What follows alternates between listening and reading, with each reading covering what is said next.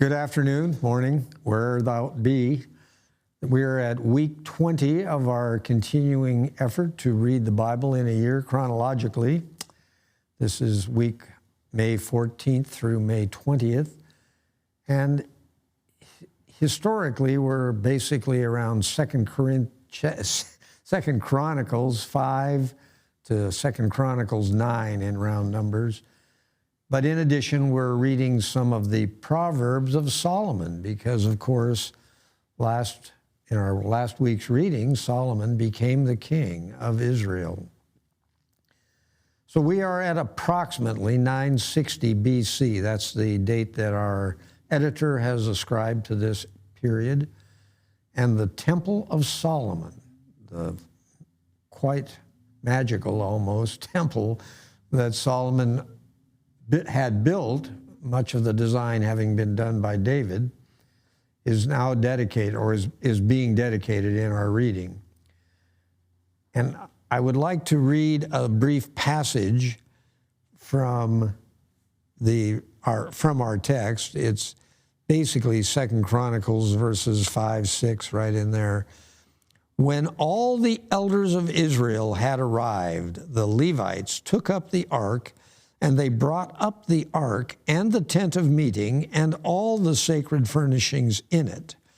The priests, who were Levites, carried them up, and King Solomon and the entire assembly of Israel that had gathered about him were before the ark, sacrificing so many sheep and cattle that they could not be recorded or counted.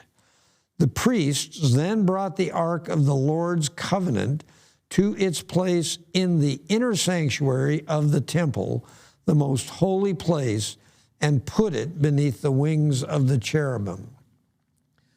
Now, I would note to you that this is the ark that was given on Mount Sinai or Horeb, and it is the tabernacle, the tent, that was sitting, of course, with them throughout the 40 years. Then it was sitting in Shiloh, and the record seems to indicate that it was earlier or later at Gibeon. So that is the progression. And at this point, the Ark of the Covenant contains, according to the passage just after the passage we read, contained only the 2 tablets of stone given to Moses.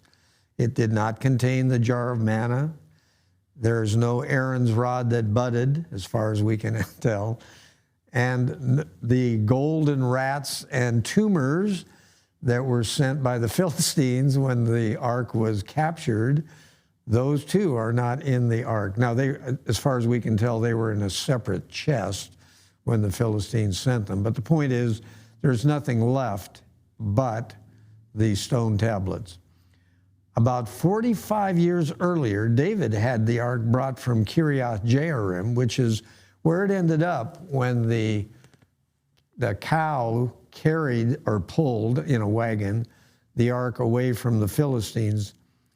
It ended up in Kiriath Jearim, and David brought it as far as the house of Obed-Edom, but then there was a death in the transport, and that movement stopped. 5 years after that, it was finally brought to Jerusalem and put not in the tabernacle, but at a location David had identified.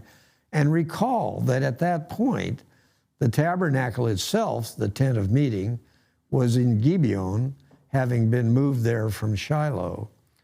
And about 50 years earlier than that, the ark was lost to the Philistines, and that's how it ended up in Kiriath Jearim.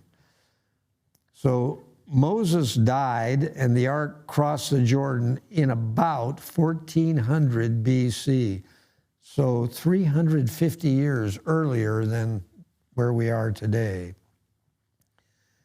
And I would remind you that the ark was built about 40 years earlier than that, so about 1445 BC. That's only 45 years earlier.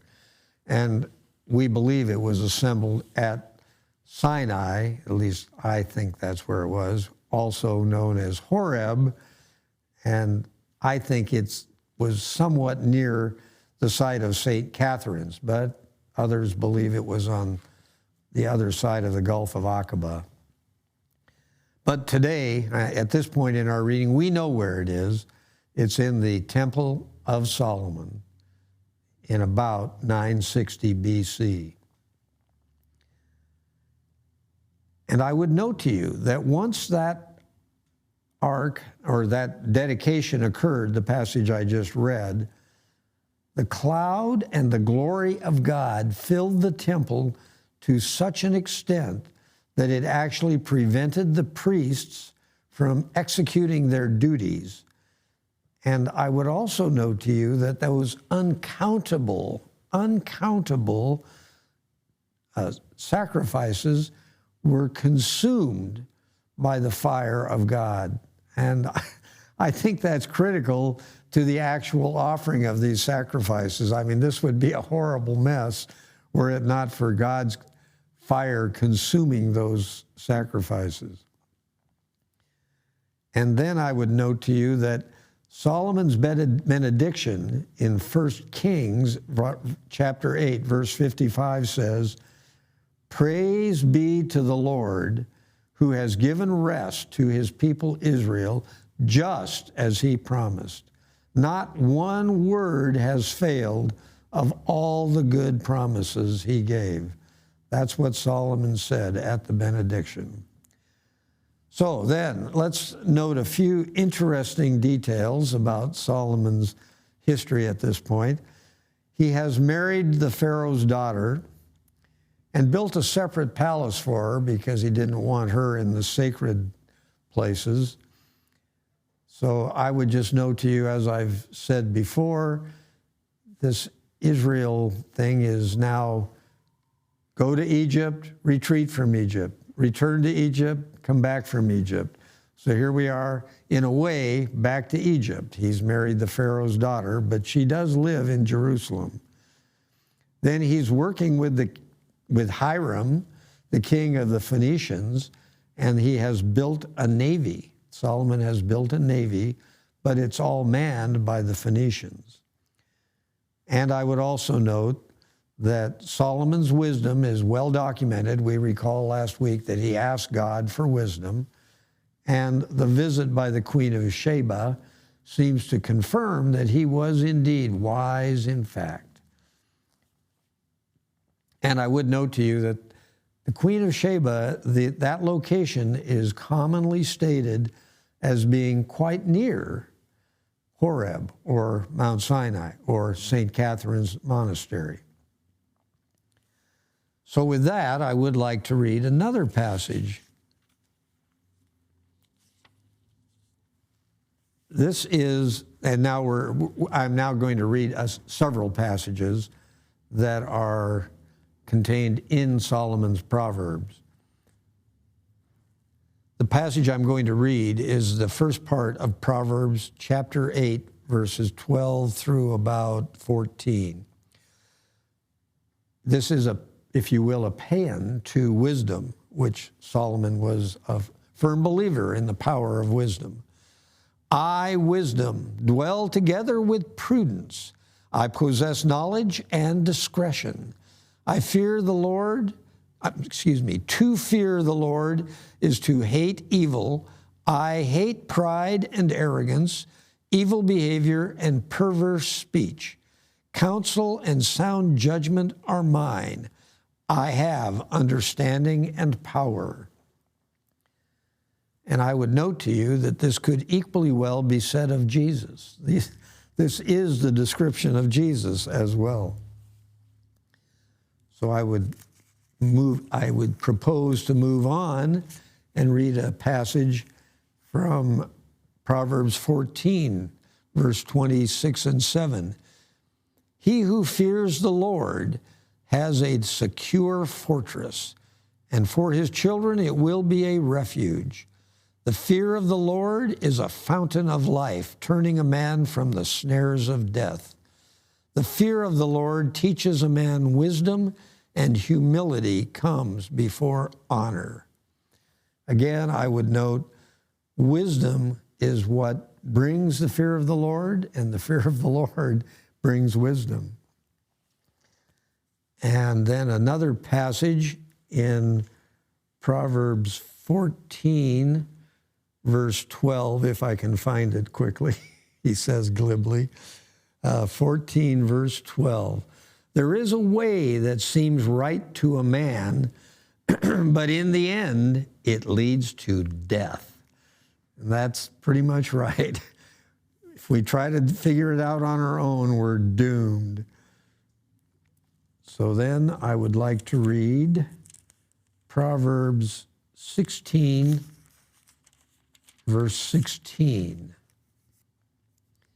How much better to get wisdom than gold, to choose understanding rather than silver. So again, these are all Proverbs of Solomon, and he was granted wisdom, and he is arguing or explaining to us that we should seek wisdom. And then I was going to read Proverbs, I got to find my place here, page 633, Proverbs 11, verses 2, and Proverbs 16, verse 18 and 19. I read these together because I feel that they are tightly intertwined. First, 11:2, when pride comes, then comes disgrace. But with humility comes wisdom. And you may recall one of the earlier passages linked wisdom and humility. And then going with that passage, 16 verse 18, pride goes before destruction, a haughty spirit before a fall. So with that, we will close our discussion for today, and I wish you well, and we'll continue pretty much in Proverbs with our next week's reading. So I bid you a fond farewell.